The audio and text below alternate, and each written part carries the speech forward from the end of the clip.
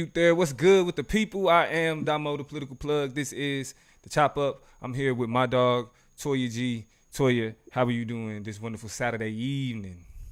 Plug, I'm good. I'm chilling. It's wonderful Saturday evening. I'm just kind of, on vibes. I'm in the crib with it. You know what I'm saying? It's always great to catch you on a weekend night. You know what I'm saying? Sometimes a week just don't do it. We got to slide it to the end. So shout out to everybody who is either going to jump in here with us tonight or who's going to catch us on the flip at a later time in a later situation that fits them. We definitely appreciate y'all rocking with us, especially, during times like these when we get to have these really super collective moments of reflection and discussion. Right, right. So as y'all see, post-election, we're dealing with the aftermath. Trump and them doing a victory lap, or are they? Toya has more about that later. But people are making their rounds. They either celebrating or they're mourning. They're either extremely happy or they planning to move out of the country. Stuff like that. Like it's 2016 all over again. It's Yeah. 2016 all over again. And so me With a, personally, with a couple with a couple twists. With a couple right, twists. with a couple, just with a few twists. I think what's interesting is if anybody was with us on election night, my partner watched it the next day and he texted me and was like, "Y'all on that motherfucker looking sad as hell," and it was like, yeah, it was a somber mood. You feel me? Like Yeah. it was one of them moods where it was like, damn, yo, he really about to win that thing again. That's wild. It's And that nuts. he did. Donald Trump became the 45th and the 47th president of the United States, making history. I think it was only Grover Cleveland or something like that. That was the last president to leave office, then run again, and then be reelected, not in concurrent terms. You feel Right me? on. And then he made history by being only the second president in the last 20 years to win, the second Republican president in the last 20 years to win the popular vote.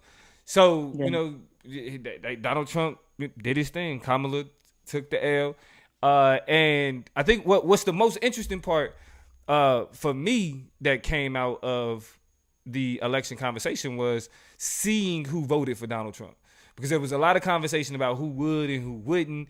White women were positioned as people who wouldn't be voting for Donald Trump. Latinos were up in the air. Some people felt like Latinos wouldn't. Some people felt like Latinos would. It was a question about whether or not black men would, heavily support Kamala or heavily support Donald Trump. And Hmm. so once we all kind of realized, even before we went to sleep, that Kamala Harris lost this election, people started paying attention to who voted for who, and the numbers really kind of laid it all out there. White women gave Donald Trump this election. Latino men gave Donald Trump this election. One interesting statistic was that the only group of women who didn't vote for Kamala as a majority were white women. Hmm. Were white women, which is odd because what we saw in the polls along with the abortion referendums is that white women were voting in favor of abortion, but then voting in favor of Donald Trump. I don't know how it makes sense. But that's It did that's to them. it did, right? It did. Which it had me laughing at all of the, your husband don't have to know who you vote for. Because I feel like if that's the messaging that we doing, like your husband don't have to know, you already behind the eight ball. You know what I'm I saying? think Like so. Yeah. that's if you got to be on some sneaky shit, it's probably not a good chance that that's gonna be the convincing message for white women, and it proved that proved uh to be the case. But Toya, what I think Yes. has been the Plug. most interesting part or the most interesting response of Donald Trump being reelected has been the response of black women. Now, me Hmm. myself personally, I kind of struggled sleeping that night, but then the next day I started, I slowly just started coming to understand, like, nigga, you just got caught up in that election hype. You know what it is. You feel me? These 4 years is gonna fly by, and then what come out of it is gonna come out of it. So I was always like, okay, y'all was loud about how good Donald Trump was. Y'all stood on that. Now y'all have no choice but to prove it. So Hmm. let's say I hope that Donald Trump is productive, and I hope he's great for the economy, and I hope he's great for jobs. I hope all of these things. I doubt it though, but we'll see. Hmm. We'll see. So when the rubber start to meet the road, to me, I was just like, that's when I'm gonna be in niggas' faces.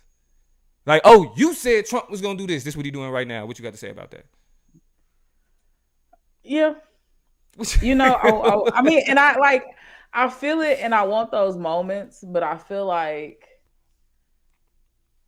I don't know if that's where the fun will be for me personally, and that's just because like what good does it do us? It's kind of like when I'm thinking about life when Ray and Clyde, you know what I'm saying, like had got fucked up and you know what I'm saying, everything was crazy. Whole time Clyde was telling Ray, just chill, man, just take it easy. Let's just not do this. Let's stick to the plan. I forgot bruh's name, you know what I'm saying, that Rick James played, but he sent us down here to do a specific job. Let's just do it. Yeah. And you know what I'm saying? Once everything went to shit, Ray, I mean Clyde was just like, no, like I told, like so it doesn't do us any, but it don't really do no help. You know, he went and gave him the silent treatment because it didn't really do nobody no help to just sit up there and say, I told your ass to stay in the truck. Now, of course, they went through ebbs and flows throughout life, right? They would have rough conversations with each other. They would be friendly with each other, but then they would remind each other who fucked up when where. So it was a bumpy road and a bumpy situation. But I give this analogy simply to say, like, I don't find solace in it because they both got life. Like, what does it mean for me to celebrate and be like, look at this shit? I told you it was gonna go crazy when we are just sitting in the trenches, when we are here trying not to cross the gun line. Now, well, you know what? I think what it is for me, Toya, is I'm that type of nigga. You know what I'm saying? Like, because I look at it like from the standpoint of like if like the type of smoke that niggas had defending Donald Trump, I'm not gonna I ain't got no choice but to deal with Donald Trump for 4 years. Like that is what that is. But for you niggas, I'm going to make your lives a living hell because I'm going to prove that not only did y'all not know what y'all was talking about at all, but everything y'all said about the man was a lie. And y'all were just fans of white privilege, and that's the reason why y'all supported him the way that y'all did. And I'm going to prove that every opportunity I get. Will that change the circumstances in the scenario? Maybe not. But the one thing that it will do is it will make fools of all of the individuals who empowered this man. And I'm okay with that. That's like a win is a win. A win is a win. A moral victory is a victory nonetheless. Listen, okay, first of all, salute to Emmanuel. What's popping to Miss Ma'am. If you in here and you watching and you tapped in, make sure you say what's good. Introduce yourself. Yeah. Greet your family. You know what I'm saying? Do what we do here in Chop Nation. I always got to say RIP to Donnell. I want to put that at the top of a show since we end up talking about it at the end. Definitely miss my family. Would love to know their perspective, you know, about how things been cooking and looking. So rest in peace to Donnell. But, you know, like I think you got what you asked for. I don't see that striking a chord in Republic. I don't know. I don't know what to expect. I think what's the most interesting, and here's where my brain went before I shouted out my fam, was I'm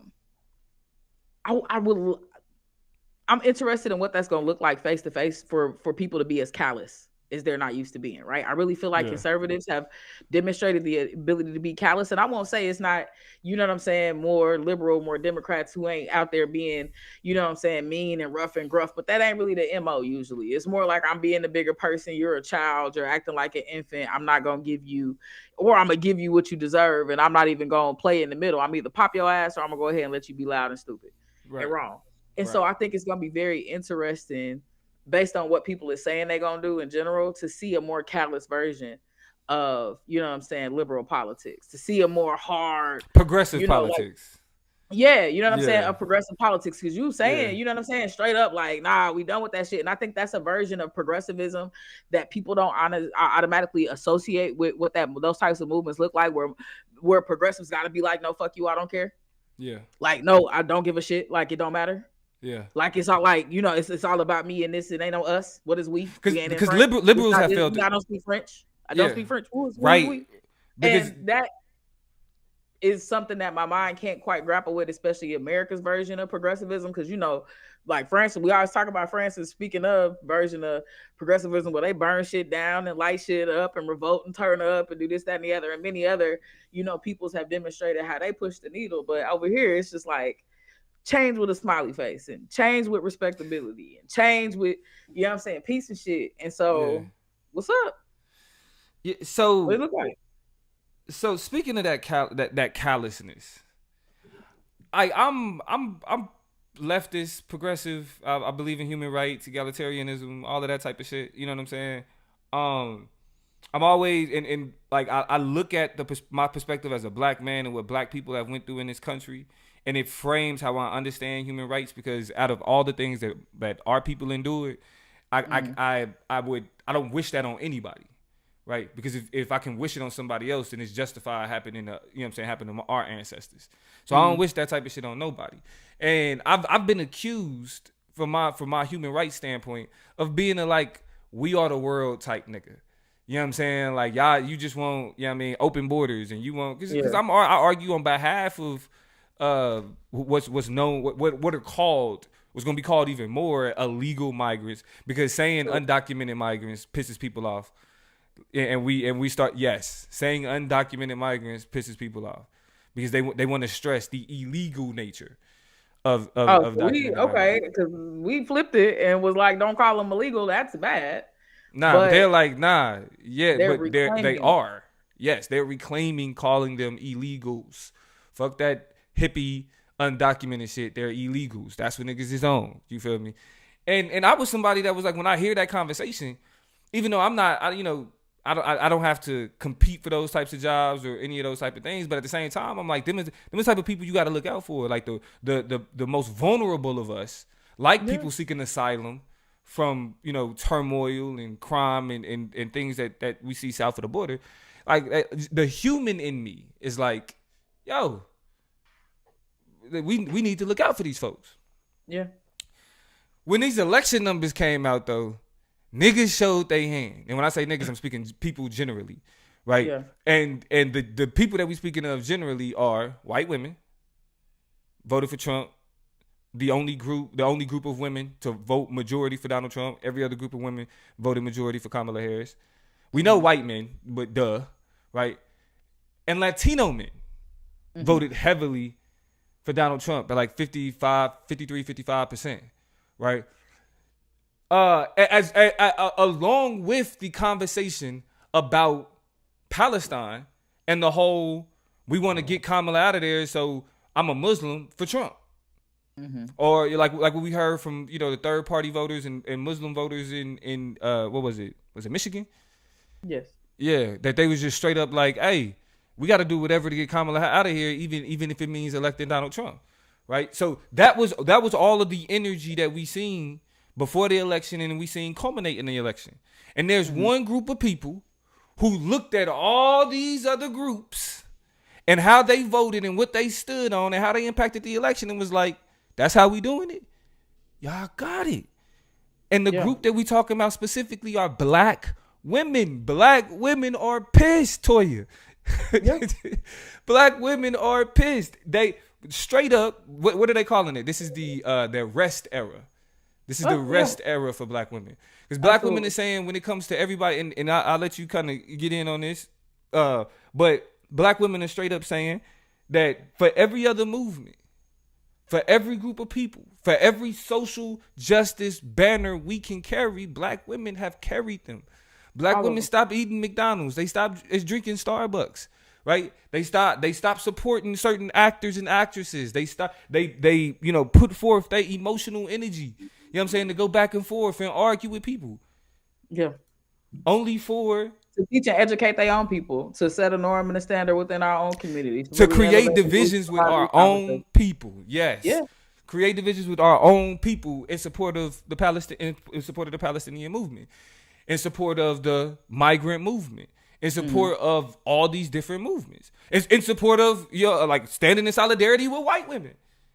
And now black women is looking at these results, and they're literally like, y'all got it. Yeah. Go What ahead, am I T, saying about that? before I play the video, because I I mean, when I didn't know that you was gonna be on that side of the aisle, but when you said it the way that you said it, I was like, yo, okay. But yeah. where is this energy coming from, T? Um, you know, you can only grieve so long before you just kind of see it for what it is, just like any other grieving process. You know what I'm saying? Like, and I think we were grieving unhealthily in some ways, right? We would be hurt and then we would clamor on and readjust and bounce back too soon. And just like you've seen anybody else, you know what I'm saying, who does that, you know, they ain't healed. They walk around like a shell of themselves, like a zombie, and they working themselves down to the bone. They gonna fight through it and recreate normalcy. They gonna find their way back to, you know what I'm saying, not losing a step, because that's what we do and who we are. What other choice do we have? You know what I'm saying? Like oftentimes I look at my lowest days and my worst days, mental health wise or whatever, and somehow or another my body just magically ends up taking this 35-minute walk that I usually take my dog on every other day. Sometimes I end up at the gym and I don't, remember the full drive or whatever, but I'm just, because what other choice do I have? Like, I have to control what I can control. I Yeah. gotta do something. Yeah. Like, I can't just lay down. You know what I'm saying? Like, you know what I'm saying? I end up at work and the classes get taught, and you know what I'm saying? The bills get paid and this, and that, and my life don't fall apart because I'm programmed to understand that regardless what it look like. What else is the other option though? Right. You know what I'm saying? I can't just lay down and die. But I say all that to say this particular time, and I don't think that Black women are laying down and dying. They're being very intentional about their rest, being very intentional about a reclamation of time. And to be clear, a lot of them have said for the next 4 years, y'all got it. Right? It's a lot of, we have to pay attention to words and language and how it's being used. So it's not being forever and ever and amen. It's just that y'all have it. You know what I'm saying? What's that email ending that we figured out to use in corporate America? Have the day you deserve. Right? Like, I don't have to do a whole bunch to triangulate for you, but at this point you got it. Like, what am I doing if we playing tug of war and somewhere in there we seem to be, we supposed to be both pulling against that side and somehow we pulling the rope against each other. I'm gonna let it go. I'm gonna just let it go. And if you fall backwards or fall forward or whatever, it don't matter because I let go. Right. And so, I really respect the fact and understand the fact that, sometimes you really just gotta, and I'm gonna go back to my death and mourning and grieving analogy. Sometimes you grieve and you finally say, I'm gonna just sit in this. Yeah. I'm not gonna try to, it's dead. Something Yeah. died. Yeah. You gotta let it go. You gotta let it go. And I'm gonna just let it go. Yeah. Like, you know what I'm saying? People end up widowed and then they get remarried. You know what I'm saying? Like, as somber and as sad as it is, people have a hole in their heart. And it's not that you replace a child, but you end up having another child again. You know what I'm saying? Like, and you find love again. Like, all type of shit come back. But for this season, I gotta just deal with the fact that the shit dead. You know what I'm saying? Like, I can't work through this one. And it's not fair that I have to. And so I'm taking a leave. I'm, you know what I'm saying, going on sabbatical. I'm like, whatever. I'm leave, like, whatever you need to say, whatever you want to call it. But I get it and I understand it, and I'm in that space too, because it's tiring. It's tiring just being able to look up and see another Black woman. Just the traditional analogy of having to do the most, be the most, And get know the the less. most, and get the least every time. Like, how do you look at that and be like, that ain't gonna do it? Like, stop. And I think what's important that we understand as being grieved is this notion of a social justice movement. And this is what I always said about liberals. The reason why liberals can't can't have the electoral victories that Republicans have is because they cannibalize each other. Yeah. Like, if your liberalism isn't exactly like my liberalism, I'm not voting for you. And this is why Republicans or Democrats were tricked into believing that there would be enough Republicans that were so against Donald Trump that they would vote for Kamala. They were tricked into can't vote for him. Right. The Republican logic is, well, yeah, Donald Trump acts a whole ass. I hate hearing him speak, but culturally, I believe in this, and I think he's going to get me closer to that. Yeah. Right? Yeah. Hold on. Play it. Yeah. Hold on. I'm just making sure. Shout out to Top Nation. Like I said, if y'all in here, go ahead and say what's good. Definitely want to know how y'all feeling post-election. If you're a Black woman and you identify as such, what's your vibe? What were you like the day before? It's still kind of early. You know what I'm saying? I don't think nobody said you had to be over it because a couple days passed. So how you feeling now? You know what I'm saying? Like, just, and people in general, like, I just want to know how y'all feeling. You know what I mean? Like, I don't want to assume, I will assume I know Chop Nation and what y'all did. If you watching this, more likely not, especially in real time, I can imagine how you move. So, like, how'd you feel day after? How you been feeling this week? What's the conversations you've been having? Are you hopeful? Like, have you been able to tap into some of the joy that Kamala was talking about? That's just, come parcel with the process, or you just, how you feel? You all right? You just like, whatever. Because I mean, honestly, we identify ourselves as Afro pessimists, and I say this, as much as we do, I went to go look at my dog Adam, his Facebook, just to see kind of, because that's really where he's most active, just to see kind of where he was talking about. He was formerly of Leaders of a Beautiful Struggle, which is a political think tank up in Baltimore, and we often reference them. They are OGs a little bit. Shout out to Davon, who is the president. Shout out to That's Davon big Love, who is OG. the That's president. big OG. Exactly. Lawrence Grand Prix, who is Big their OG. their political plug, who is their political analyst and researcher, main researcher and scholar over there. They doing some amazing work. And Adam finally, I think, is working in the either corporate or not profit sector, but he's one of the most apt Afro pessimists that I know, really a black nationalist that is, what I'm saying, insistent on doing, being, and serving the institutional building and capacity for black people. And so I went over to his shit just to see if he was gonna be kind of tongue in cheeky, kind of cut that shit outy, kind of tighten uppy about it. He was like, I just want to, I think he just was something about make sure you protect your mental health tomorrow. You know what I'm saying? Like, my only question for y'all, I think he said something like, my only question for black people, my black people out there, is what are you going to do for yourself tomorrow? Thanks. You know what I'm saying? Like, and so I appreciated that he even recognized the gravity, the thickness, the heaviness of the moment. This is not a time to be like, this is why you niggas need to be focused on it. Right. You know what I mean? Like, it's not to. What did y'all think? Y'all thought Kamala was gonna win? We told y'all Kamala wasn't gonna win. Yeah. But y'all said Biden wasn't gonna win in 2020. Shut up.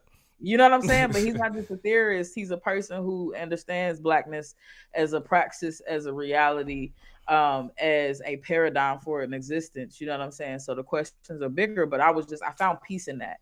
When the blackest niggas, it's still like, how's your heart? You know what I'm saying? Yeah. How's your mind? Like, not like how niggas was in 2016, because niggas was whole assholes. We told y'all that white woman won't go to later. Y'all was stripping. Well, I mean, I specifically being like, you being like, I remember you being like, shit, I'm happy. I'm glad the nigga won, because now niggas gonna see, like you were saying, the thing that a lot of niggas were saying, but you was like, now niggas gonna go to the truth.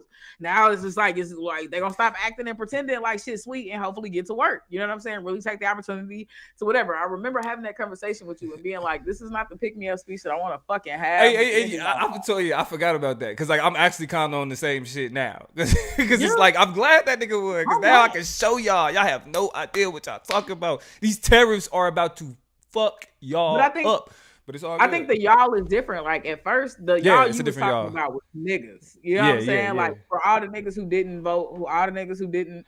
You know what I'm saying? All the niggas that was like Hillary, super predator, crime bill. Like, I'm glad y'all see. Y'all about to have to do it the hard way, and the nigga about to show you what's really T. Now the y'all is the Latino men, the white men, the white women. The conservative electorate, because we're not finna. A lot of this shit is not finna be rationalized. Okay, none of it. Yeah, motherfuckers getting sick of onions at McDonald's now. My biggest thing is y'all gonna keep fucking deregulating everything. Saying nothing gonna be safe to do to eat. Nothing to be safe to eat. Recall none of that. Right. I mean, y'all know how sick niggas is getting now because of deregulation. Y'all know how much shit is being recalled? Listeria, E. coli, just all types of shit floating around. Then, you know what I'm saying? The level of regulations at different plants that create and make things. You about to be buying a whole bunch of bullshit that's going to be over expensive and break. You know what I'm saying? Because the places it's being built and constructed, they're going to get the products from out the country through the tariffs and shit. Bring them over here and mark them up because we had to get it from outside and he don't know what tariffs is. Then when they get them to the plant not regulated. So the plant going to let the shit be put together like a piece of shit. Then they're going to send it to your house overcharged and underbuilt. And now you're going to be fucked up because your car got a recall every week because your TV stopped working 3 months. Because your baby got sick from eating chicken nuggets at a place that don't have enough regulation to make sure that the contaminants aren't getting in the food. And it ain't got nothing to do with no immigrant. It ain't got nothing to do with no goddamn queer trans person. It ain't got nothing to do. It's gonna be yo white heterosexual middle class ass, gender middle class ass, able bodied for the moment until you get hurt about some shit, and then you ain't gonna have no insurance because they want to roll back. They appealing whatever's left for ACA and Social Security. And so don't take your ass to the doctor. You about to just have to sit there in fucking pain until some shit happens to you. And now I sound like the black woman that we've been talking about. So, yeah. So, with that being said, let's take a look at some of the narratives that we've heard over these past couple of days. Just black women being fed up. Let's get to this first one. This message is for black women and black women only. Today, the entire country let us know where we stood. The entire country told us we were on our own. The entire country collectively told us. We are tired of the popular narrative, if you're in trouble, go find a black woman. No, we are in the front lines of so many marches and causes that have very little to do with us. That's got to stop. Over the next 4 years, we got to pour into each other and ourselves like we've been pouring into other people. We are constantly getting let down, beat down by everybody around us. That's got to stop. From now on, we literally need to mind our business. Don't ask us for nothing, because we're taking this moment to rest. Don't expect anything, because we're taking this moment to rest. Black women, we got to pour into ourselves, into our families, and other black women. I'll admit, I'm not completely surprised that this happened. The entire world has never held back on their dislike and disdain for black women. And as black women, we just continue to love and pour into the world anyway, even though they don't like us. Over the next 4 years, we've got to mind our business. We've got to start a business, start earning and saving. We have to start pouring into ourselves and each other, black women. And then we got to rest. We're going to rest. So to give a little context to what she was talking about when you're in trouble, find a black woman, right? It was stories of foreigners. I think like it's like an Asian dude or something. But the multiple multiple people from migrant communities have talked about how. That is a more appropriate way to refer to these What I say? Oh no, what did I say? Foreigners. But yes, they. Even though we're talking about not being so, yeah, foreigners does come off a bit xenophobic. That sounds like we have to not do that. Yeah, right. I sound like the ops. So people from migrant communities have came out on TikTok and told stories that their mothers told them that if you're in public and you are scared or you're in danger or you're lost or something wrong with you, find a black woman. Because and we know this, everybody know this. If a black woman see a baby alone, they ears perk. It's like, who is with this child? Where are your parents? We see baby with some more coats and tighten up. Man, no coats, no hats, no mittens. No gloves. You know what I'm saying? Why that baby ain't got no pants on? Zip that baby jacket up. And these people you don't even know. They telling people they don't even know to zip their jacket up. So we like even migrants know that black women are some of the most nurturing people in America, period. Not even just whatever, in America, period. So when she's saying like, hey, that narrative of if you in trouble, find a black woman, that shit dead. Now, black women will probably still run up on a little kid by themselves and do everything in their power to make sure that child is straight. I'm just not gonna like it, goddamn. But Toya, what she talking about is shit. When you saw a pro-Palestinian protest, you seen black people or black women. Black people, but black women specifically. When you saw when any anti or any pro-choice rally, women's rights rallies, you gonna see black women standing next to hand in hand with white women. Any pro-migrant rallies, you are going to see black women there. They're going to be there. But what this sister's specifically breaking down, and what Toya is identifying is like, don't nobody do that for black women. There are no groups outside of black people where they pull up the way that black women pull up for other groups.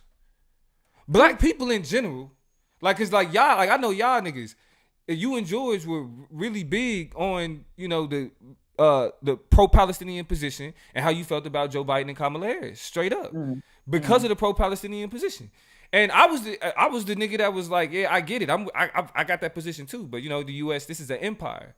The casting ballots ain't gonna change the imperial structure and the imperial drive of the United States, right? But y'all was like, nah, fuck that, Damo. Fuck that.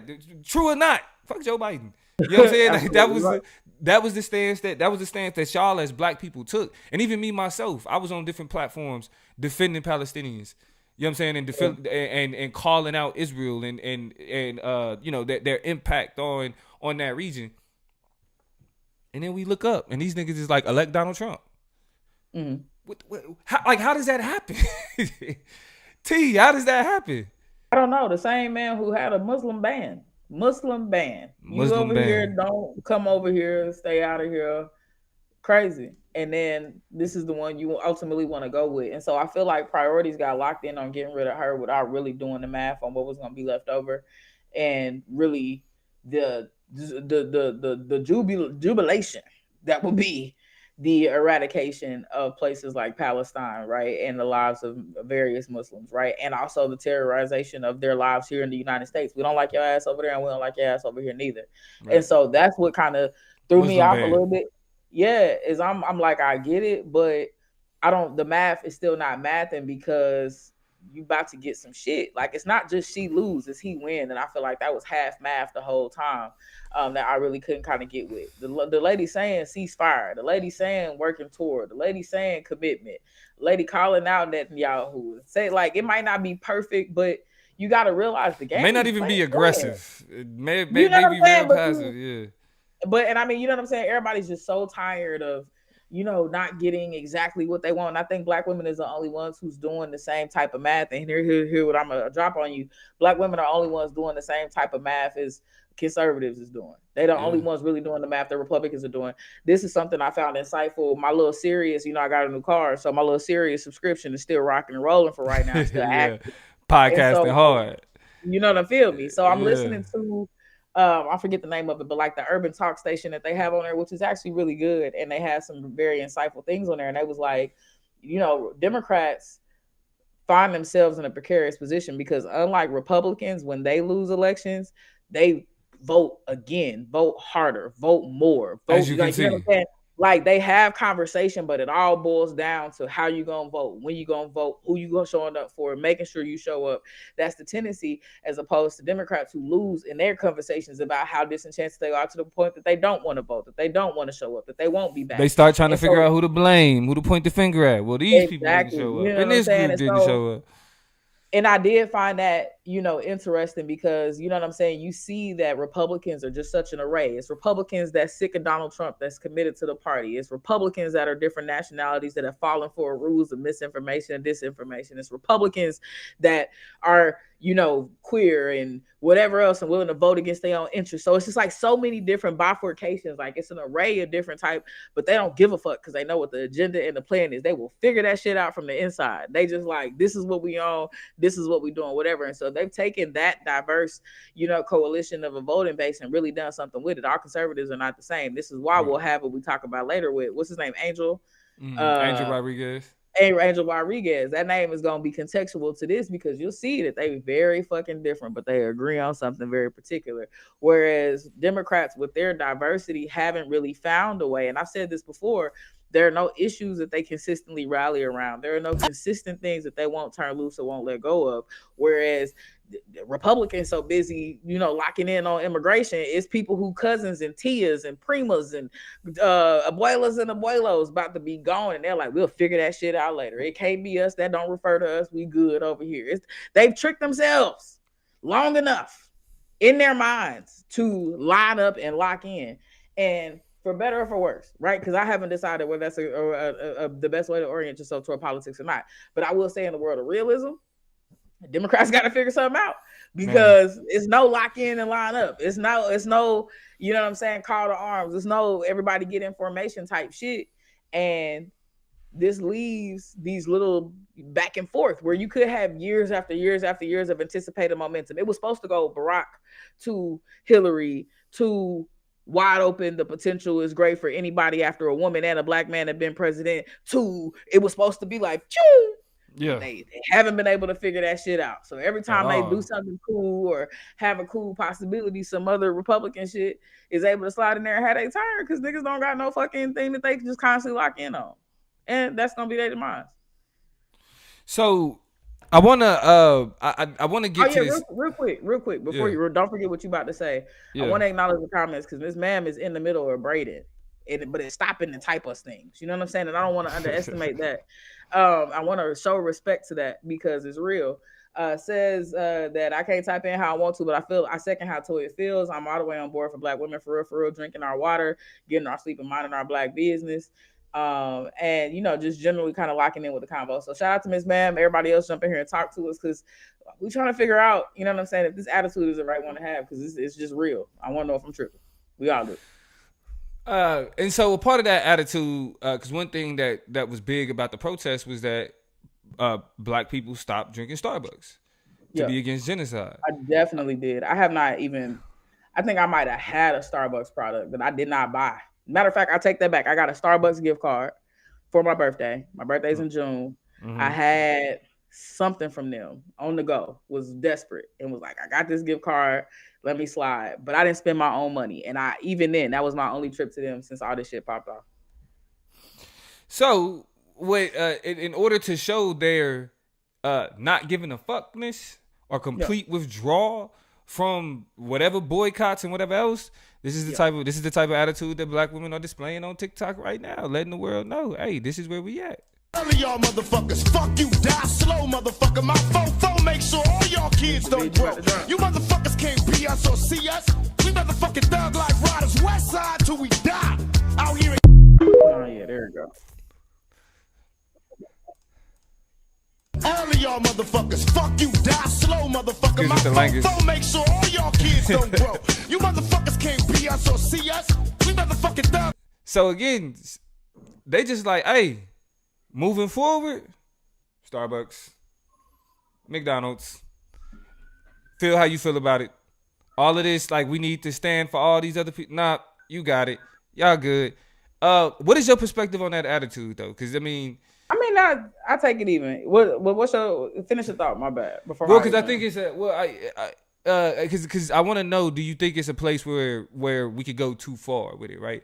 To where we trying to be so spiteful that, you know, we start, like, I get the whole, I'm drinking Starbucks. I don't give a fuck about, even though, like, the impact of Starbucks isn't just a question of Israel, right? And what's happening in Palestine. It's like, it's how the coffee beans are manufactured, the impact on the environment, the impact on the livelihoods of people in the areas where they get the coffee beans from, the impact of the industrialization of the coffee industry on the communities and the areas where coffee comes from. So it's like, all right, I get it, because it's like we trying to show y'all we don't care, but that don't mean Starbucks deserve our bread like that, though. Now, that ain't enough to be like, all right, well, so y'all need to, be chastised because y'all drinking Starbucks. I don't think it's about taking it that far, but I do think that I do think that it can be a place where we become so spiteful that we end up encouraging imperialism in ways that we really don't want to do. And I want your thoughts on this. I just want to give a quick example of how I kind of ran into this problem myself.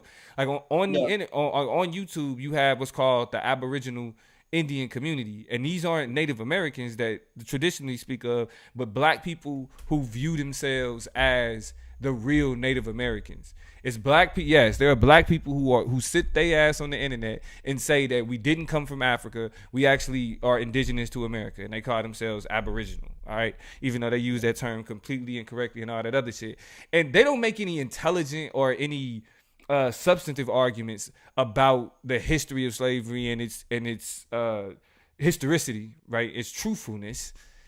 Mm-hmm. They just talk shit about Africa. Like, they be like, why y'all let the white man take y'all? Why y'all let the white man put y'all in slaves? Why y'all let the white man? And I'm like, in my head, I'm thinking like, bro, y'all claim to be Indians. How the hell you talking about what white people did to Africans, nigga? And this is supposed to be your land, right? Fuck the fact that, nigga, there's a long history of indigenous people, and we know who they are. We know what they look like. You don't speak none of the languages, none of that other shit. But even if you did have any claim or validity to your argument, my nigga, right, what did white people do to Native Americans? If you're talking about what white people did to Africans, right. I had to stop myself from making that argument, because it's like I don't, like, just because I'm arguing with this dummy, I shouldn't, you know what I'm saying, be disparaging the history of indigenous Americans and the impact of the genocide of indigenous Americans and the cultural erasure of indigenous Americans just because this nigga got something to say about Africa. You feel me? So it's like, is there a line that we could actually cross being this frustrated about, how the election turned out and who showed up for who? Yeah. So I think black women who have taken the sentiment of the like, and my thing is just like, again, the same way black men have gotten strays in this conversation because they did too much and was too loud, is the same way these same black women deserve some strays for being as boisterous and as aggressive in their going back to those old habits. Reason being, they're no more misled or less misled than the undecided voters, than the Palestinian voters who took the wrong stance or a peculiar stance in the grander scheme of things in Michigan and abroad. And I say that because, you big dummy, you are not drinking, or you're drinking Starbucks, you are eating McDonald's, you making jokes about going to resorts and shit like that in Gaza because it's gonna turn into a beachfront. You making jokes about, you know what I'm saying, what you would say and do and ha ha ha when people get deported and shit like that. And that's a line too far when a lot of that shit plays right back into Trump's hand. And I thought that's who you hated, right? So McDonald's and Starbucks specifically have donated to the Trump campaign. And that's been something that was a larger reason and an even bigger justification not to support them, even outside of their support for, you know, the war, you know what I'm saying, and donations to Israel and their relationship with super PACs and shit like that that supported them. More importantly, they donated to the Trump campaign. So why are you putting more money into individuals who blatantly and aggressively supported him, even if they backed off of their anti-Jewish sentiment or whatever the fuck? Whatever. Then in terms of the beachfront, you know what I'm saying, and the resorts they trying to build out in, you know, in former Palestine. So you support genocide now? Like, you missing the plot. Like, you so mad, you so upset that I theoretically just the idea of genocide should still be disgusting to you. So why you rah? Like, it was okay to be like, you got it, do it yourself. But when you start being like, and I'm a, you know, speed up the annihilation of people, I'm a, you know what I'm saying, double down. Like, I don't give a shit. Like, I don't have to help you. I don't have to say another thing about a kid in a cage.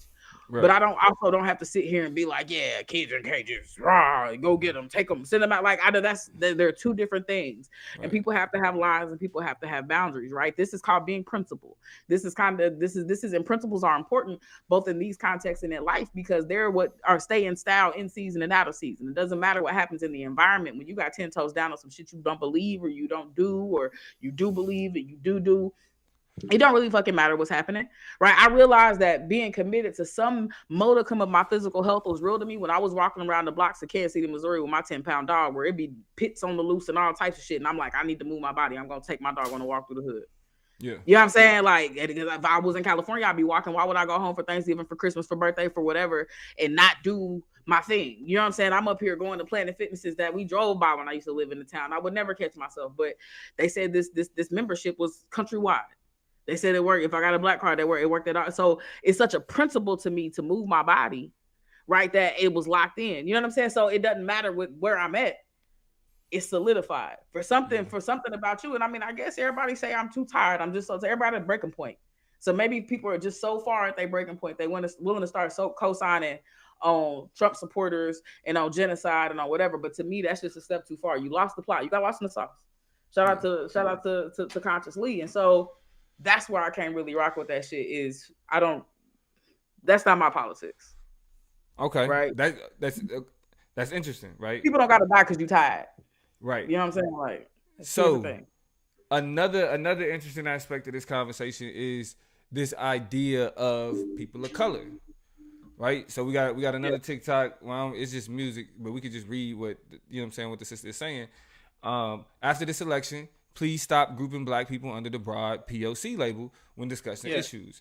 There is no blanket us. Take us out of the group chat, and if it's about black women, then address black women explicitly.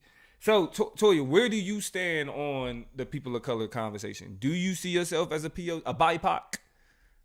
Or what? Was already all that type of time. I can recognize the importance of fortifying coalitions and working alongside other individuals without grouping and scooping them into every single conversation. And I feel like that's what happens. Shit that should be reserved for black women and the things that they suffer end up being and you know what I'm saying? It kind of stifles or pushes out and silences the uniqueness of what black women experience because we too POC, or black people experience because we too POC, we too BIPOC.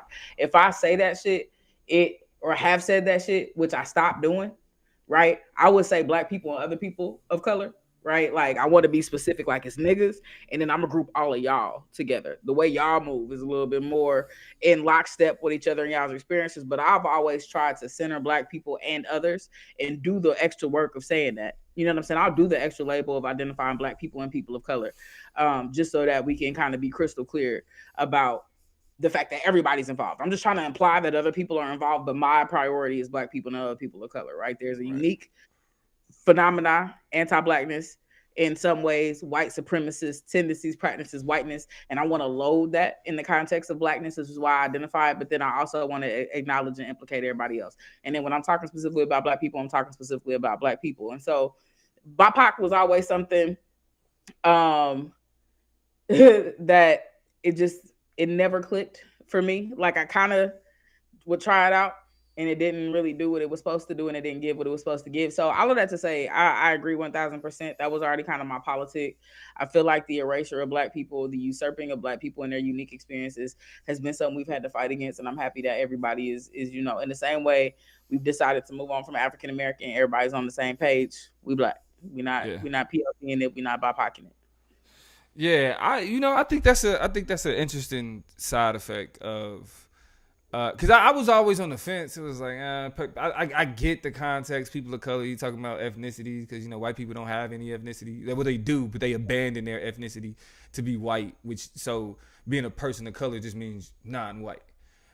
So I get it, but I'm definitely aligned with the whole. There ain't no us. Right? The only people who have, like, Black people have the most unique, the most beneficial, the most productive perspectives on social justice. Everybody else is really just like us, right? What's happening to us. Black people have recognized what happened to us, what continues to happen to us, and the role that everybody plays in it. And now we at a point where it's like, man, cool. Like, we see what it is. I mean, because even what I think it was, I forget, it was a Africana scholar, a Pan-African scholar. I think it may have been Dr. Ben Yahakinen, that straight up said, like, Black people, we don't have any friends. There is no, like, we don't have, ride or dies. And if we do, they the people in the same circumstances as us, because I'm gonna be honest, I know Palestinians in Palestine wouldn't on vote for Donald Trump. Yeah. Palestinians in Palestine recognize the threat of Donald Trump. Yeah. They recognize the unique plight and frustration and experience of Black people. You know what I'm saying? That's another thing. They was holding up Black Lives Matter signage and, protesting alongside Black people too. So they recognize and acknowledge that Black people have a unique positionality in the proximity to imperialism, to power, and it ain't the underbelly. It ain't the other side, the underside, right? It is a representation of what it looks like on a globalized level. They hip. You know what I'm saying? Yeah. Like, they ain't stupid. But it's the Americanized, individuals who will cut off their nose to spite their face. They'll be Muslims for Trump, even though Trump banned y'all people. Pure Black. Shout out to Pure Black. Said John Henry Clark said that. John Henry Clark, my dude. Yeah. Oh, shout out to Pure Black. Black. I knew it was one of them.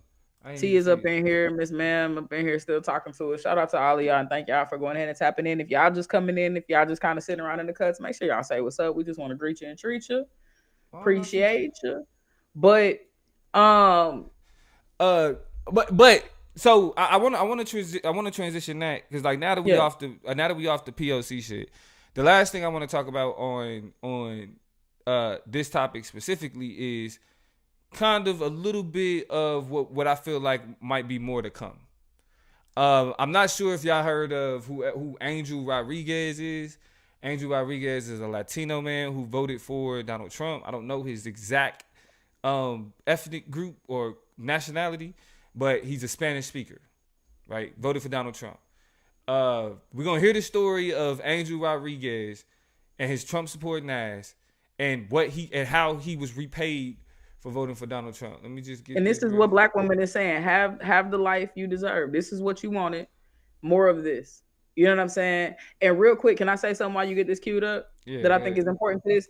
A lot of people, have been pointing out that this really, I guess, savvy comeback from Latinx people, which is, you know what I'm saying? Y'all laughing at us and our plight when all of us aren't immigrants. You know what I'm saying? Like, all of us aren't, you know what I'm saying, concerned about that. I think in Poland, that was like a fourth priority for Latinx voters, is concern about, you know what I'm saying, immigration issues. So y'all are like grouped and scooped us, and all immigrants ain't, Latinx, it's black people that's immigrants too. Here's the thing. Here's the difference. Black people, first of all, let's start with the first argument that everybody is not collectively all the same thing. That's true. But because of y'all's decision to be a monolith when it's convenient, right? Y'all want to be culturally and socially different. And so y'all make, clear specifications and bifurcations to make sure y'all separated when it come down to print, when it come down to y'all being celebrated, when it come down to shit like that. But when it come down to how y'all vote, y'all fall in line and y'all got tendencies that y'all got to deal with and recoup because you want to be different and separate from everybody else when it's good for you and it's about a flag and about a pronunciation and about a cuisine or some shit like that when it's about a history and a legacy. But y'all doing a lot of similar shit. So you can't no link that shit. That's what we call it debate. You trying to no link it. You trying to be like, nah, that ain't, nah. All of y'all. Second, when it comes to, don't forget, you know what I'm saying? You got Jamaicans, you got people from the islands, you got people from the continent or whatever that's going to be affected by this too. The difference between them and us and y'all is that we didn't have no faith in the system. Look at the numbers. 91% is an A. That's an A in terms of the consciousness, the awareness, the understanding, the ability to comprehend what the fuck is at stake and what's on the table. So it's going to get tight, but we're not dealing with the facade of vision, of hope, of not us, of it can't happen to us. We do that shit knowing, understanding that it's a high possibility, knowing that the system is going to seek us out first, still grinding it through it, but we're not delusioned about who's on our side and who's going to make that process a little bit easier. Y'all feel for some shit. Yeah, and y'all fell for that. That's the difference in it. The people who disalign themselves with the interest in themselves and their family. Yeah. You voted against you fell for a ruse. You was a fool. You had hope in some shit. And you have hope in some shit and you hoping it's not you. Niggas never was disillusioned about what might happen in this situation. And here's the gotcha. White people don't give a fuck if you think you from Spain. When they say immigrant, we know who they talking about. Come on. Y'all are the immigrants. Yeah, Haitian migrants kind of came up a little bit. That was a part of the thing. But y'all are the when they talk about immigration reform, they're talking about south of the border. They talking about the southern border being like wide open, like they being geospatially specific. Very specific. So like illegal immigrant is racialized. The same way criminal is racialized, the same way urban is racialized, illegal immigrant is racialized Latino. It's racialized brown, Mexican, Colombian, South American, whatever. You get, I mean, because that's like the purpose of race is to reduce you to a very easily understood and identifiable identity. And while while y'all think y'all can talk about, all of us ain't immigrants. Well, some of your parents, like your parents or your grandparents are. Stephen Miller has flat out already tweeted about a denaturalization process. That means that individuals, migrants who became naturalized citizens, they're talking about taking that shit away. They're talking about turning people into illegal migrants. They're turning people illegal. All right? So develop this understanding and realize that you may think they're on your side, but you're going to end up like Angel Rodriguez. So I'm going to play this and I got to grab something real quick. Yeah, you got it. Yeah. But let me get this started though. I know y'all seen that video of the Latino man, Angel Rodriguez, who voted for Donald Trump, and then he sent his kids to play with the neighbor's kids across the street.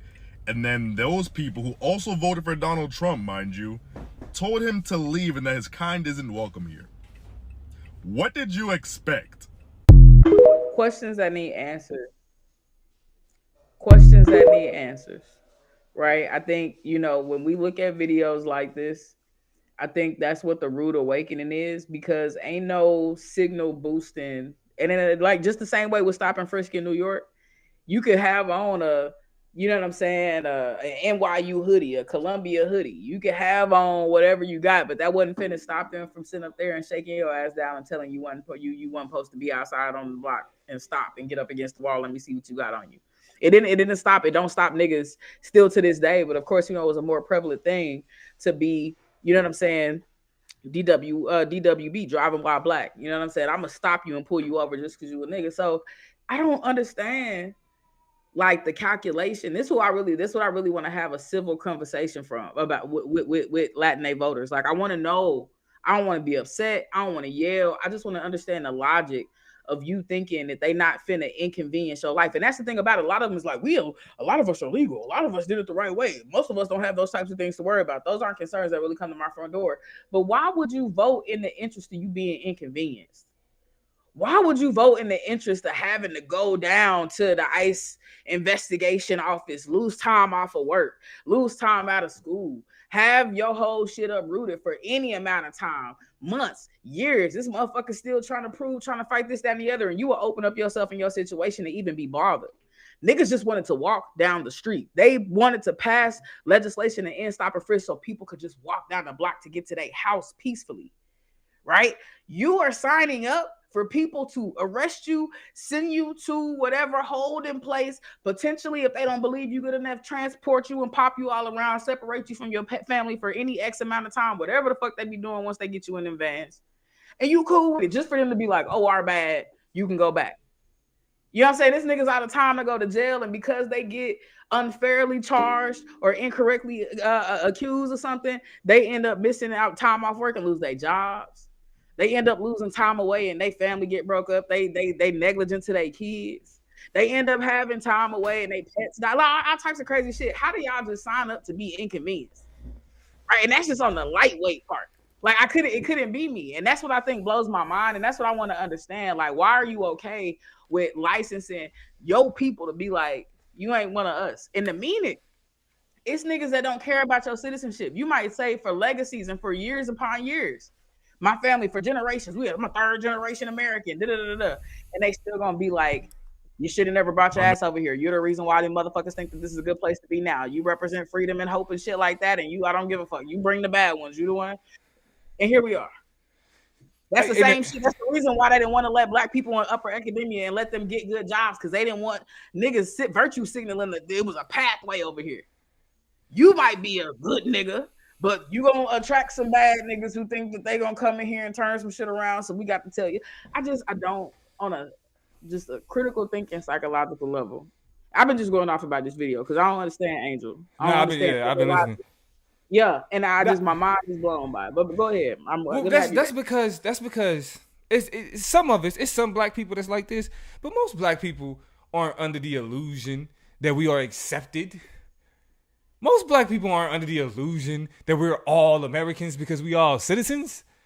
It's folks out here just happy to be citizens that they don't understand what being a second-class citizen is. Yeah. Y'all just happy to just say that you a citizen.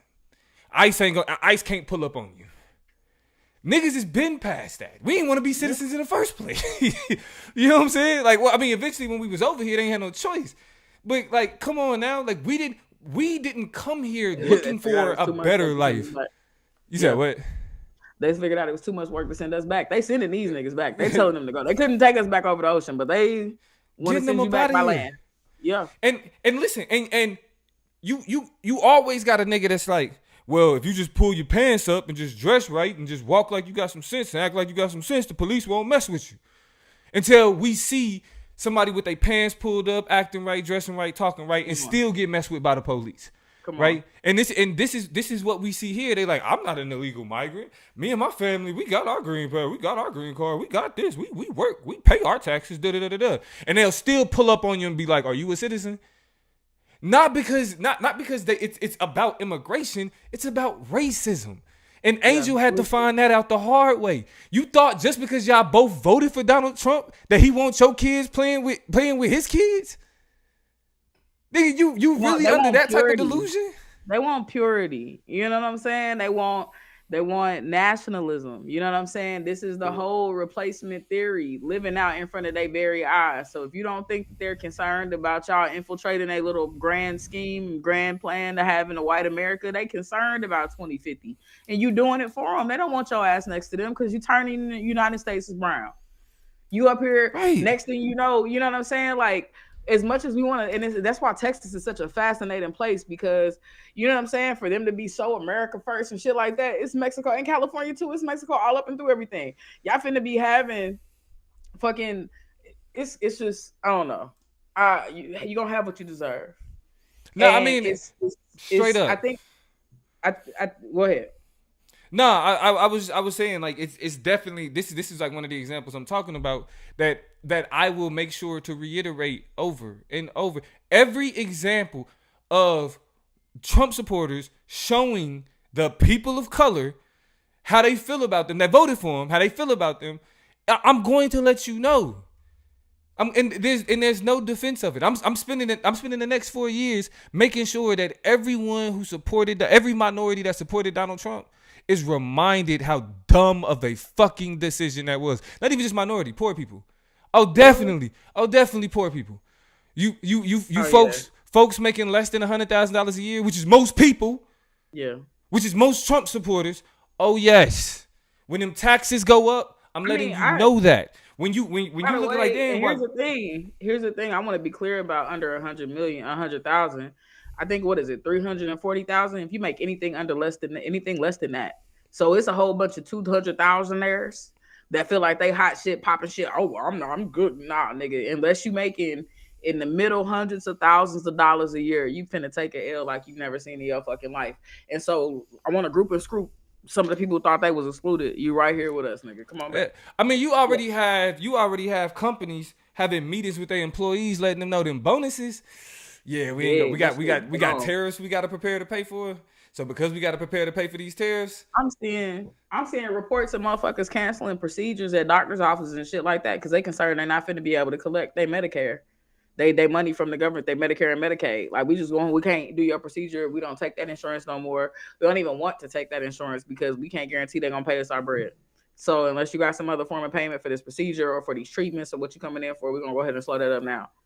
Like no bullshit. People preparing for the worst. So yeah, like that's where we at. And it's not even, but you know what? It ain't even people preparing for the worst. It's businesses and corporations preparing to make their money back based off of how much Donald Trump about to make things more expensive. Mm-hmm. That's what it is. They're like, hey, we gotta eat. So these tariffs, you niggas is gonna pay them. Mm-hmm. Period. This tax burden, you poor people is gonna have to sit on that. You're gonna have to take That's all it is. That's all it is. So, T, where we at? We at the hour mark. About Did you want to do the other one, or did you want to say that one for like kind of let some? How you want to do it? I mean, I don't know. I feel like we might as well just maybe go ahead and flirt with it just a little bit for a couple of minutes.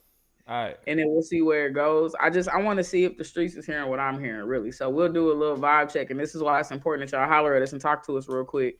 And hit that thumb if you haven't already and you just sitting in here just on you just before we wrap it up. But I come in the name of conspiracy.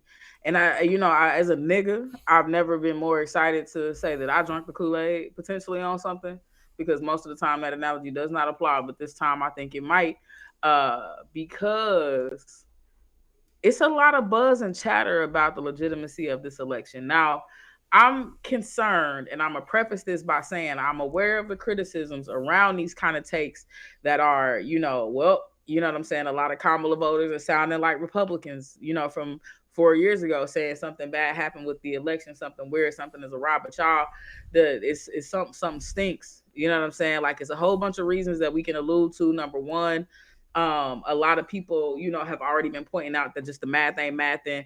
The 200 million votes that are missing, from the Biden campaign in 2020 to the Kamala Harris, presidency or run for the presidency in 2024. 20 million votes is kind of fucking ridiculous. Like, cool. Some people stay home. Some, undecided voters, literally undecided voters decided not to vote. Then you had undecided, or Muslim supporters who decided not to vote. Then you had third party Jill Stein voters. And we get that, but still, just the amount of turnout. And this is in a world too where you look down ballot and see individuals from the local government, mayors, governors, representatives, senators, congress people, a whole bunch of people are being put into place, and all up and down ballots all the way up to the presidency. So how is it that y'all Democrats are winning, black people are winning, so on and so forth, and then all of a sudden the president is weird, and by so much and by so many? But that's not all. A lot of people saying both campaigns are mysteriously quiet. Nobody's talking. How come Mr. Victory Lap himself somebody who, you know what I'm saying, like loves to rub shit in the face. The nigga got shot in the ear and we never stopped hearing about it. The nigga lost and we never stopped hearing about it as soon as he lost. So you to me to tell me you took a win and the only things you got to say is on Truth Social every now and again. We've been hearing Lil Buzz here, who's getting appointed. We know that day one, not even from his own mouth, but his concern is mass deportation. We've been hearing about, you know what I'm saying, like I guess the president of his campaign or one of his campaign chair people is going to be press secretary, like little shit. His campaign manager is gonna be his chief of staff. Chief of staff, yes. Yeah. But nothing true Donald Trump style. Then even from Democrats, a lot of people saying her concession speech that she gave at Howard was very strategically worded and conceded in some ways, but not quite in another. It leaves a lot to imagine. You know, she's not really saying a lot. The campaign's not really doing a lot. You don't really have big comments. And commentary from a lot of people you expect to hear from right now in terms of everything from Democratic organizing to where things go from here to just it's quiet. People are concerned that it's too fucking quiet. Then, and we're going to continue to lay out some of the evidence, a lot of people are saying Donald Trump has been telegraphing us messages because he can't keep his lips sealed about the fact that they have the votes. And this is also in the world where, and I don't know if the plug got these videos queued up, a lot of people are arguing that their ballot hasn't been processed, that they're checking their ballot status and it's saying that their ballot haven't been received. People are checking a whole bunch of shit and saying, you know what I'm saying, they don't know where their ballot is or that they not registered after all. They got a ballot to the house, they sent it in, went to go check it, they're not even registered to vote. How? Right? Like, what does this even mean? And so in that world where, oh yeah, not to mention October 28th, a box of ballots, I forgot where it was, it's in the video I sent, just found in the middle of the street. Box, untampered, unopened, but just in the middle of the road. Somebody found it, took it to the police department, uncounted ballots. But so many people, y'all get on Instagram. I'm sorry, get on Twitter, get on TikTok. People are saying their ballots not being counted. And then you have a Donald Trump that's saying what he about to say repeatedly in this video that we about to watch. All right, let's get it.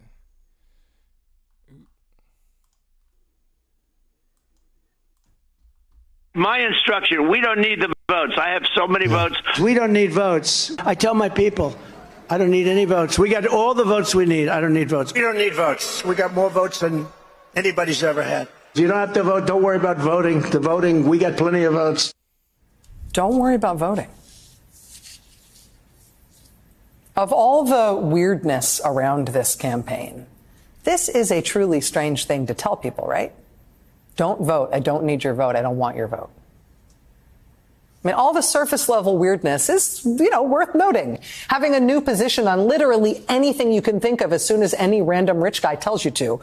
That's a weird thing. Picking the eccentric billionaire's intern for your running mate, even though you apparently had no idea who he was or what a disaster he is on television. All of this is weird. But telling voters, do not bother to vote for me. It doesn't matter if you do. I don't need your votes. That is a thing that should prick up your ears.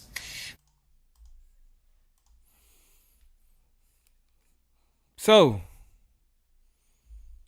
is Donald Trump admitting that there was a plot already in play to ensure that he won? Now, we don't know, but we have to speculate because he's being that brash, that emboldened. And it sounds crazy, right? Do you have the Joe Rogan clip? Yep. Until you start to recognize that other people are making slippages. Now, Joe Rogan, Elon created an app, you also have to recognize and he Elon knew Musk who and won the tone for and tenor of a lot of the things he's been around behind the curtain. I read somewhere that Elon Musk, based on the results of this election, stands to make like $19.6 billion. Right? So a vested effort of interest for a bunch of different his businesses and industries and different directions and the ways he does his work, the way that he works for and in line with the Trump campaign and that administration, he about to get a bag. And so he's intimately invested and he's a tech genius. Let's recognize and realize we're talking about SpaceX. We're talking about Tesla. We're talking about X, or mama called it Twitter, I'm gonna call it Twitter. Right, so we're dealing with somebody superior in the tech world. Check out what Joe Rogan, it looks like, let slip, just kind of talking, in his own bravado about his connection to that campaign. But listen to what he said.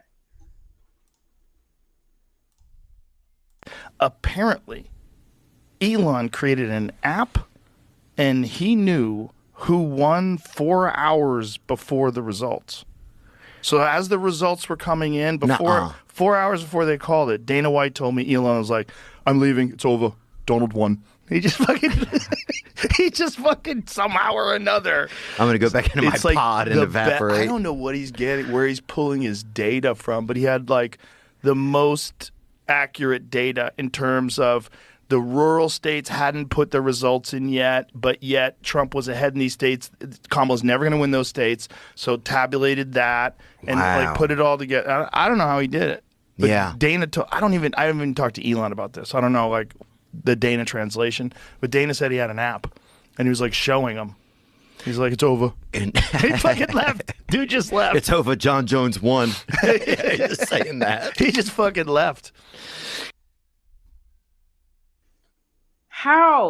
What app tells you when they having watch parties, Donald Trump pretending, I guess, to watch, Kamala Harris, where she at watching, and this nigga 4 hours ahead of time, this what happened, boom, bam, boom, unless you are directly connected to the voting infrastructure, to the machines.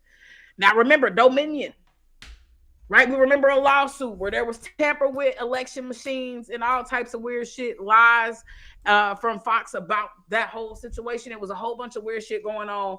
Legislation has happened over tamper with ballot boxes. So we know that there's a precedence for it, right? You have this man saying people who are intimately, and there's a different clip where he talks about the fact that Tulsi Gabbard and other individuals he's on the phone with talking to all night, all these people who's in the same little network who know way ahead of time that election's over with that level of confidence, right? So I'm scratching my head. Like, again, I don't want to sound like a January 6th nigga because I'm not a January 6th nigga, but I'm concerned and I'm confused about how possible. And then I'm talking about up to the minute. I just showed Damo, it's an Instagram handle, Democracy Now! Or Democracy Wins or something like that. Yeah, Democracy Wins. Updated almost to the hour. Different ballots being counted in different places and different people taking over seats for the House. Yeah. So and to add some context, election night, they were saying Republicans won the House or Republicans are going to maintain control of the House. Now we're starting to see that that's not necessarily true and that Democrats may actually take a slim lead. They still counting ballots. So I guess my question is somebody who I saw the ballot box burn up. Y'all seen that white man who was out there in the world? He burned up like 3 different ballot boxes. He going to jail forever, never, amen. Good to him. Good for him. Good on him. But it did kind of have me a little like, okay, so I didn't turn my shit into the day before. And I also did that because I'm like, I live in California. We know it's tea. The closer races we'll see. But my ballot for president is very muchly a gesture, just like it was a gesture, which is why I withheld, for better or worse, my ballot for Hillary Clinton. But I knew it didn't mean nothing, right? I knew where I was. So it was a calculated decision that I made, the same way it's symbolic and calculated the way that I voted for Kamala Harris this time. I knew what it was and where I was in the game I was playing. But to know, for example, there's still 4 million plus presidential ballots missing for her. So if they keep counting them in California and everywhere else, it's popular for her to still win the popular vote, which now calls back into question institutions like the Electoral College, like it does every fucking election. Because what are we really doing here? Mm-hmm. Right. So I believe the final date for election litigation is like December 18th or some shit like that. That's the last day. A lot of big questions can be posed. A lot of proceedings can be done. Questions can be speculated on before the results of the results. And all I'm saying, and I guess I'm hoping, because a lot of people is holding out this hope that something's happened behind the curtains where people are having bigger and deeper conversations about what the fuck is tea. I'm not gonna lie, I hope so too. I hope if we're gonna be unprecedented, be all the way the fuck unprecedented. Let's do some tricky shit. Let's do some really fucking weird shit and flip a whole bunch of shit that wasn't possible. I would love for Donald Trump to sit there up there on his throne, and then everybody under him is like, fuck you, nigga, you ain't gonna get shit. Remember Barack Obama? We're back. I would love that. I don't give a fuck. Like, I would love for the presidency to be flipped, but that might not be happening. That might be not just really not be in reach. But Jesus, to just have shit not even make it up to the Senate. Just like not even make it out the House. Just like it's just gonna die right there. Like, whoo, that would be amazing. For shit to get up to the Senate and be like, stop. Yeah. Majority. Stop. We got enough votes and we don't give a fuck about JD jumping in, nigga. You can't save it. Yeah, it ain't getting up there. Yeah. That's the type of fight back, bite back niggas need right now. That's the type of win that niggas' souls and spirits need to keep them resilient enough to give a fuck about a midterm and give a fuck about a 28. and to stop Project 2025 and to do a whole bunch of other shit. We gotta, if you want a Department of Education, we gotta hope that some shit is weird with these numbers. That's all I'm saying. So I'll say this, and we could go ahead and get ready to close it out.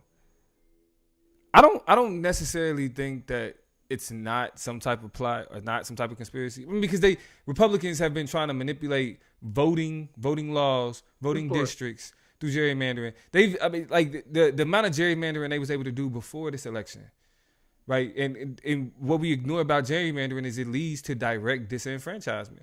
Black support can never be centralized when you have all these weird districts. Like, y'all should see what some of these district lines look like, and it's strategic to divide up certain voting blocks that exist in particular spaces to make it to where a particular group is, have the type of power in the states to be able to say that this district is the one that decides the presidency. You see what I'm saying? So I wouldn't put it past Republicans. I wouldn't put it past Donald Trump for them to be on some bullshit. But I think what brings me pause to even make a big deal about this shit is that who's gonna hold them accountable? Like that has been it hasn't been proving that Donald Trump has done crooked shit. That has been proven. It's the question of accountability.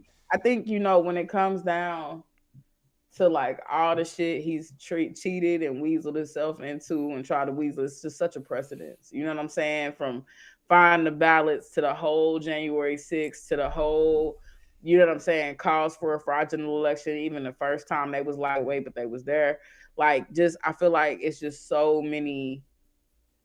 He a cheater. He a swindler. He a liar. He a getter owner. You know what I'm saying? A getter over, rather. You know what I mean? Response is like, But it's just I just don't think Democrats got a backbone. Did you hear about our governor, who a lot of people have a lot of mixed opinions about, but shopping around the idea of withholding some of California's exports to the rest of the country?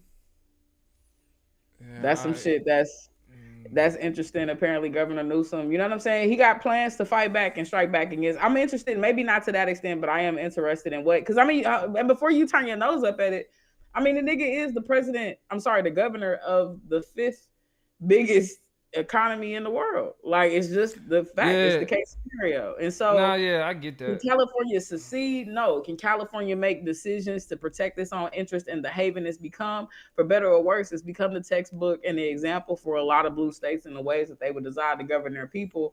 And people have done their own variations of it to meet the needs of their local communities, but California's been a beacon. So I think this nigga, especially when he got his eyes on the White House and wants to be a redeemable, candidate potentially, especially in the thick of things right now, I don't see him not doing some crazy bullshit. A lot of people say he is, a difficult person to maintain respect for because he's Mr. Jekyll, Dr. Jekyll, and Mr. Hyde. You know what I'm saying? And 1 second he'll fight tooth and nail to be a sanctuary state, to protect abortion rights, to make sure queer people got the right to get married. He was saying that shit way before it was cool, way before it was okay, way before it was a thing to say. But the nigga also went and dismantled homeless camps with his bare hands. You know what I'm saying? And like is fucked when it comes to that particular issue on the state. You know what I'm saying? So It's just like, you go hard both directions, and niggas can't really. But if that's the game we playing, given the dire times, there are no consistent candidates. There are nobody. You know what I'm saying? People do got to pick their spots, pick their angles, and pick their gangster at this point, because ain't nobody else got no fucking backbones. Ain't nobody else doing no swift and crazy shit. That's why you willing to sit there and say, and who cares? And so what about it? Is because ain't no backbone in this party. Ain't nobody riding for shit. That's a fact. The teeth of the party is fucking Nancy Pelosi. The teeth of the party, you know what I'm saying? Like, and it's a boy to cry wolf type shit. Like, I think a part of the reason that Donald Trump won the way he did, outside of any type of irregularities, is like a lot of us became desensitized to Donald Trump's foolishness. Yeah. Because it was a lot of just like, oh, look what he's doing, with no consequences. So it's like, okay, he did it. What are y'all gonna do about it? Nothing. Okay, so why are you? Why are you? You know what I mean? So then it's just like, okay, he's a felon. All right, whatever. People still voting for him. Okay, he was found liable for sexual assault. He was found liable of fraud. The president of the United States, the president-elect of the United States cannot own a business or a nonprofit in the state of New York. Banned from owning a business or a nonprofit in the state of New York. Yeah. I mean, this is definitely something I want to explore more as we get more information about, like finalizing the tallies and, then the actual electoral college count and doing all that. So we gonna see. But I do think it is interesting to see Toya jumping on this whole, wait a minute. I think really, honestly, I mean, everybody has a thing that they walked away from an election, a narrative, or what did they understand it. I think I'm gonna end up framing it in my mind as a great conspiracy. And I'm not gonna roll over and fucking gag like a lot of them other, MAGA ridiculous people did before. And I don't think no Democrats are, you know what I'm saying? Because we know the game that we in. But, I think the Democrats out of this situation, if we get an election in 2028, because, he said we don't have to worry about those anymore for anybody. They got a lot of soul searching to do. That's going to be a separate conversation for a separate time in terms of what the organizing looks like, what the future of a party looks like. I think they got even more independence now in their hands than we've ever had before in this country. So many of the people, I don't know. I try to, project and forecast what these motherfuckers be on. But I would think that the independent party politics, they ask now, and Jill Stein and Butch Words, Booty Cheeks, and whoever else.